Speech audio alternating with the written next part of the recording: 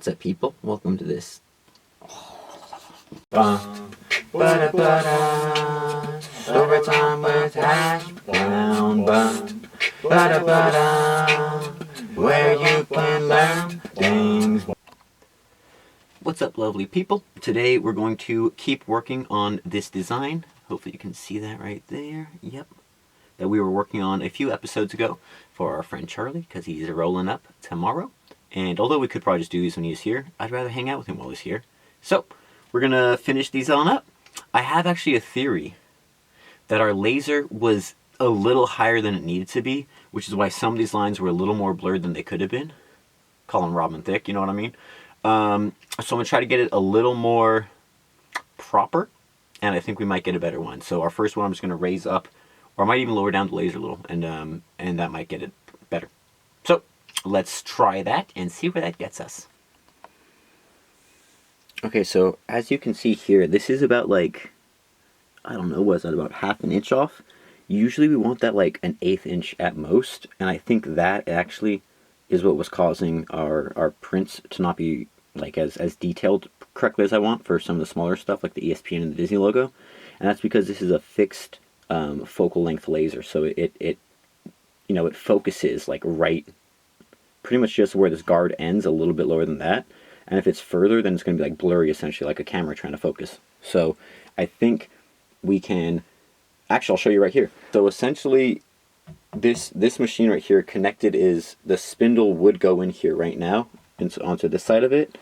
And to avoid having the spindle in and this at the same time, and to avoid having to like mount this, it has a really hard screws to get, like it's ridiculously hard.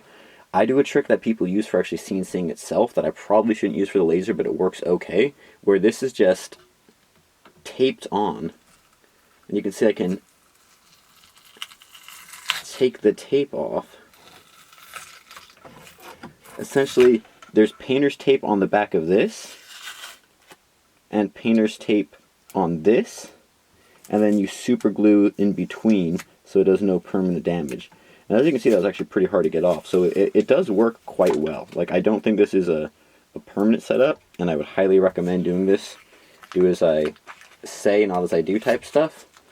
But as you can see, I mean, it was pretty hard to take off, and this is on pretty solid. So I think what we just want to do is put this a little bit lower, because the machine maxed out at its lowerness. So I'm going to take this off and put a little more tape and super glue on, and essentially just make it so instead of it being like here, let's see, is there enough room for it to go all the way down and not get in the vent? Yeah, have it like here, honestly, and have it just right up on that thing.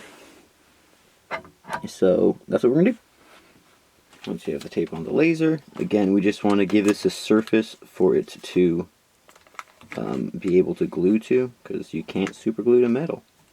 And I like to like wrap this around so it's really holding on, so even if that initial one were to break off, like these corners are solid. And again, for anyone watching, don't do this, okay? This is something I'm doing as a means to an end until I get this installed correctly. And then we just take a little super glue. Oh, you know what I've actually noticed? Is I can mess up if I put it on the wrong spot there. I'd rather put it here and then position where we want it. Sorry, I was thinking while I was doing this. Oh, also we don't want too many drips. Drips are the enemy. So that's good there. And then also, if I'm not mistaken, I have, okay, you can see it's starting to drip a little. We don't want that, so let's try to just get it right. It's already trying to cure. Honestly, like, we want it close. I'm just gonna go with that. That looks pretty good. Make sure it's solid there, and then just while it's drying, because it doesn't hurt, and it doesn't cost extra,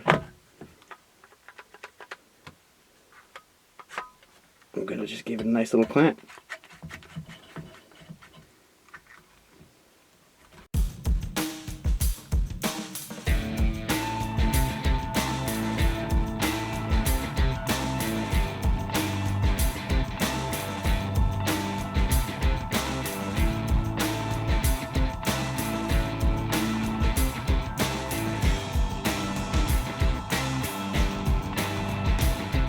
You know, sometimes it's the simple things in life, like not being dumb.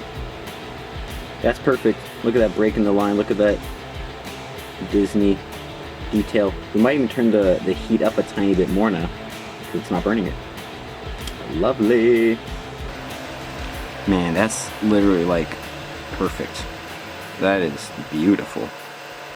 Not sure how well this is going to come across in the video, but this one, night and day better than even like the best ones we were getting last time. It's so funny. It was such a simple solution. It was such a simple solution. I was spending like hours, I think, in the software trying to get all that right. And I was like, it worked right for the last one. What's wrong? The height of the laser. It's so simple. It's funny. It's just, again, it's something I'm learning more as I use this machine. So, but this one, freaking money. So yeah, gonna finish batching the rest of these out now that I'm super happy with how they look. Okay, so these are the test ones we did the other day. They're decent, varying degrees of success. Some of them better than other. But then these are the ones we did today. And they are crisp. Crisp. Loving it. So yeah, we have a dozen of those made for Charlie to come pick up tomorrow. Pretty stoked.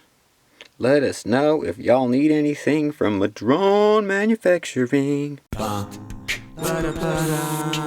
Storytime with Hashbrown. What's up, people? And welcome to Storytime with Hash. Today I'm going to tell you guys about how I went from getting paid thousands of dollars to write crypto rap songs to how I'm living off-grid, chopping wood for heat, and making my own music, kind of following my own journey as an artist.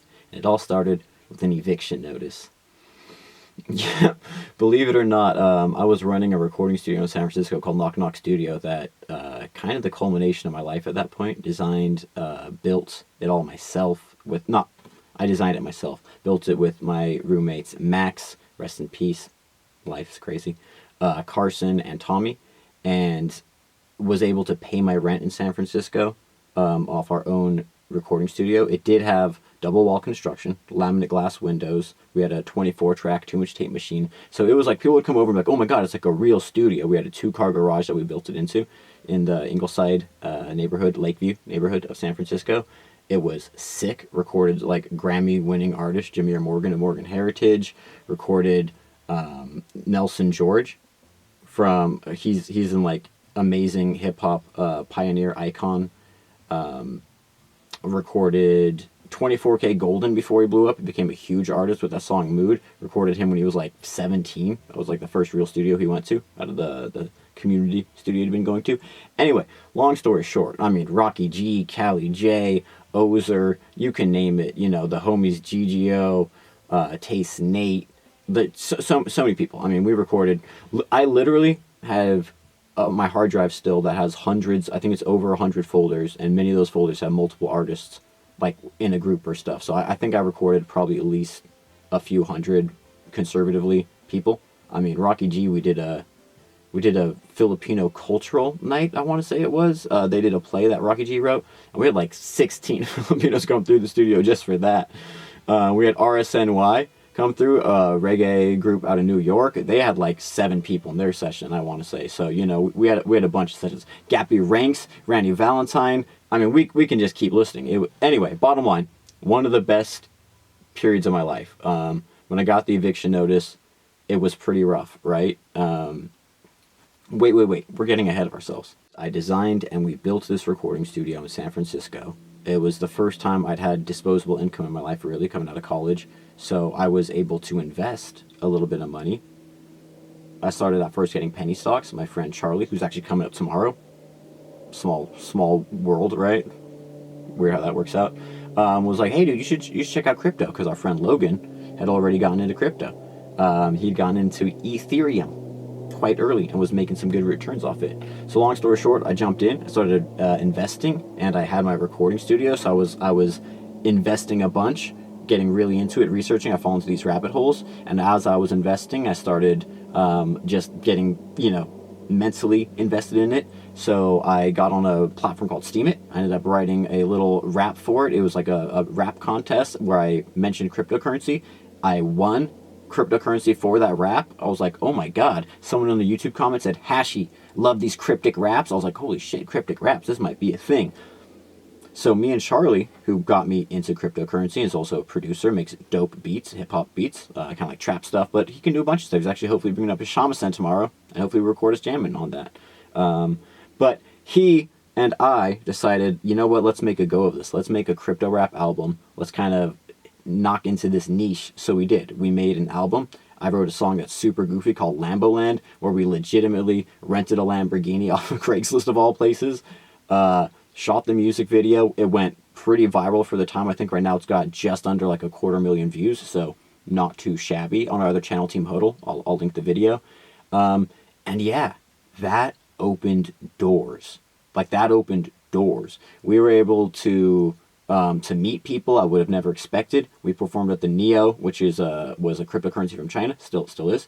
That we performed at the Neo DevCon 2018. That was in San Francisco. We had our own booth. Met Da Hong Fei, the founder of that. It was crazy. We got flown to New York to perform at the Crypto Influence Summit of, I think it was 2018. Met Mims, who did This Is Why I'm Hot. Like, the rapper who made This Is Why I'm Hot knew who we were for our crypto raps and stuff. He's like, oh yeah, I'm familiar with your stuff. It was crazy, right? A lot of different opportunities. I signed a deal with Mark Wahlberg's production company at the time. I mean, it's probably still their production company. I signed a deal with Mark Wahlberg's production company because they were going to make a reality show about cryptocurrency and have me make the theme song for it and get flown around the world to all these different events. And they had like big name in crypto like agree to it. And then the crash happened. This is all happening at the end of probably 18, the winter, right? Is we had our blow up. We dropped our album right at the end of 2017, going into 2018. We had our blow up, and then the markets crashed right as they were trying to shop the show. They were trying to shop like HBO, Netflix. No one ended up picking it up. That fell through. A lot of things fell through, and that actually coincided with, right as that was happening, we got the eviction notice late 2018. I had to tear down the studio. I had to figure out what we were going to do, and my choice at that point was, it was really like, do I invest and build another recording studio, or because it was a great job and it was a great thing to do. I mean, to this day I still miss it, but that was in service of other artists, and I realized that with the crypto rap and all these things, like, I myself as an artist, I could invest in myself. So I was trying to look into other options. My friend, like my brother, has land up here in the mountains. I decided, you know what? Maybe I just move up into, like, it was kind of like a joke thing. Like, I'm just going to move off grid and just live up there and make music. And then, like a lot of things in my life, like building a recording studio, like a lot of choices I've made, the more I said it, the more I thought, that's not a terrible idea. So tore down the recording studio, and then literally, like, these 2x4s, these are from our recording studio. These are the wall, the framing. I ripped out, I cut out with a sawzall, with a reciprocating saw. I cut down all the beams, and then I spent days just in the garage just ripping nails out of all the lumber so I could literally transmute that wood from the recording studio into this tiny home up here. So in a lot of ways, I really did just take all those resources and all that stuff, and then bring it all up here into this world and this new life. And it was really just a choice, right, of trying to get back to where I was, or that thing that I had, that status quo, or moving forward and investing in myself as an artist and investing in myself as a creative. And that's the choice I ultimately decided to make, and that's why I'm up here.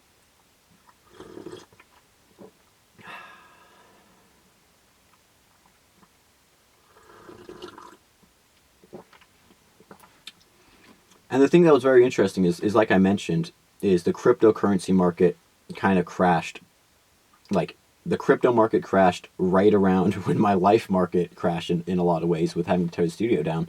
So I ended up moving up here. I wasn't able to keep the momentum going for that, and I don't even know if it would have worked because it was a bear market anyway. And all that kind of simmered down. And I still have connections to some of that stuff, but I was able to kind of reflect also and realize, if that had blown up more, like, I would have been known only for that.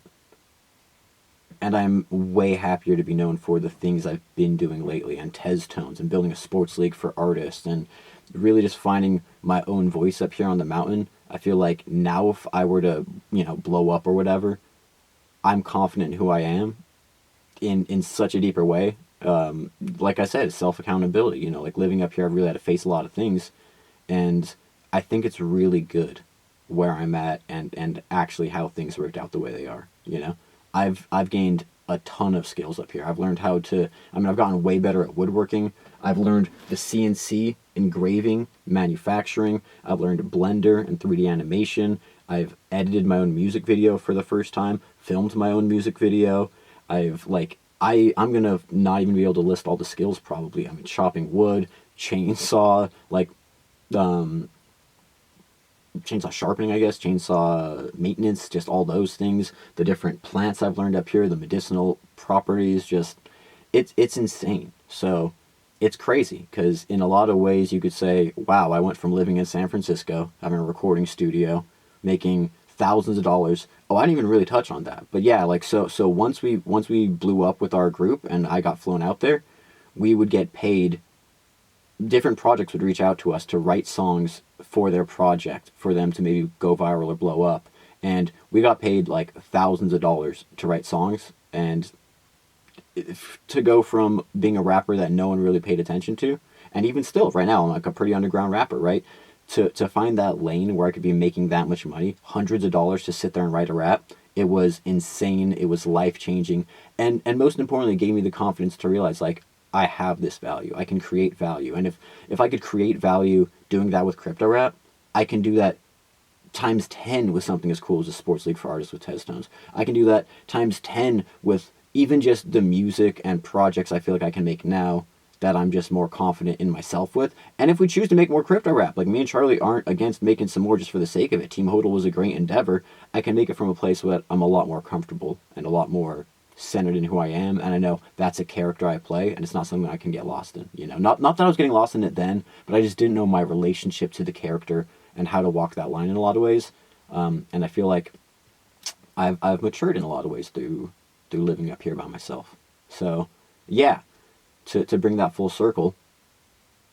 And also, that being said, I have written a couple crypto raps up here. I've gotten paid hundreds of dollars, maybe not thousands, but hundreds of dollars to write raps up here. So it's not like it's all or nothing, right? I've found a much better balance in my life where, even though it may seem like I traded this glitzy life of living in San Francisco, getting, flown across the world and doing all those things, I am so much more comfortable, so much more happy. I feel like I've grown so much more as an artist and a person up here. And that's actually part of why I'm doing this vlog now, right? Is I feel like I've had enough time to really build and find myself and stuff. And now I feel like I have this base that I'm kind of ready to take the world on again, right? My intention, I don't know if I've said this yet, my intention is to do this vlog for a full year. We've done just over 2 weeks, 50 more to go.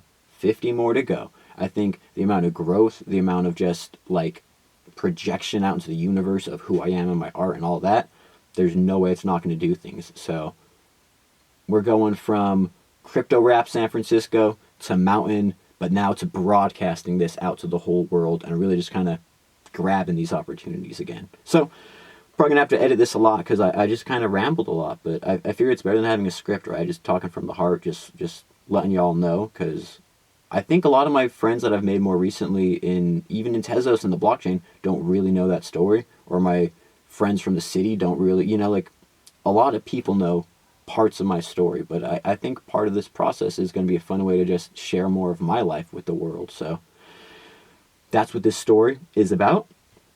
This story time with Hash. I just spent way too much time today making a little goofy song and animation for Storytime with Hash that I'm going to play right before this, obviously. I don't know why, but I'm having fun with all this stuff. I'm just trying to enjoy the creative process and trying to push myself in different ways. As it's kind of the mantra of this whole vlog. So yeah, much love, guys. Got a bunch of coasters made. Stoked on that. Got a little bit of our story told. Got some tea to sip. I will catch you guys next vlog. Much, much love. Hope you guys have a great night. Or day, whenever you're hearing this. Storytime with Hashbrown. Where you can learn things. Story time with Hashbrown. Ba-da-ba-da. Won't you sit down and listen?